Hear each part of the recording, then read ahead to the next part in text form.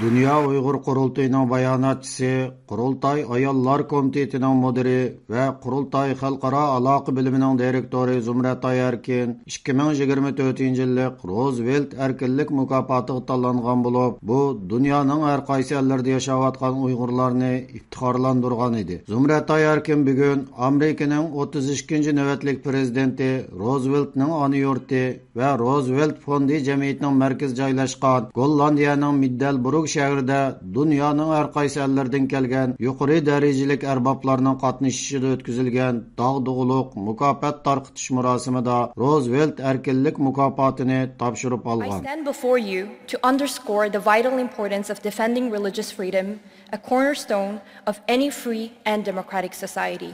Roosevelt fondi jamiyati tərəfindən yılda bir qətim 4 kategoriya bo'yicha tarqıtıldıgan və erkinlik mükafatı deyə atalğan məzkur mükafat prezident Roosevelt tərəfindən 1941-ci il 1-ci ayının 6-cı günü Amerika Dövlət Məclisində elan qılınğan. 1950-ci ildən etibarən bu mükafat insanların 4 çoğ erkinliki prinsipiga tayanğan alayida erkinlik mükafatı olub qalğan. Is freedom of every person to worship God in his own way everywhere in the world. Bu dört çoğ erkinlik insanların fikir erkinligi, ibadet erkinligi, yoksulluktan qutuluş erkinligi, korkunç ve teşvişten qutuluş erkinligidan ibaret. Zumrat Ayarkin bunun içindeki ibadet erkinligi kategorisi boyunca mukofatga layık görülgen. By uprooting Uyghurs of their cultural, linguistic, and religious identity.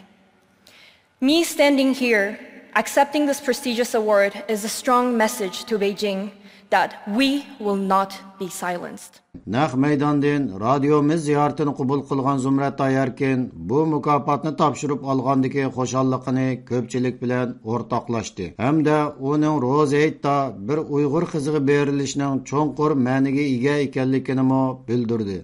Bu mukofotni Ramazan tugab Roosevelt erishganligim uchun intayin hayajonlandim. Bu meni texmo xo'sh qildi va hammamiz faxrlangidek bir ish deb o'ylayman. Bu murosimga Xon jamiyati, Gollandiya bosh ministri va nurg'unlagan o'xshamagan diplomat, muhim odamlar qatnashganligi yana bir yaxshi fursat deb o'ylayman. Chunki bularning oldida yana bir qitim ochiq shaklda Uyg'ur davosini anglatqili bo'ldi. Xalqaro sahnaning oldida chiqib yana bir qitim Uyg'urlarning ovozi anglandi.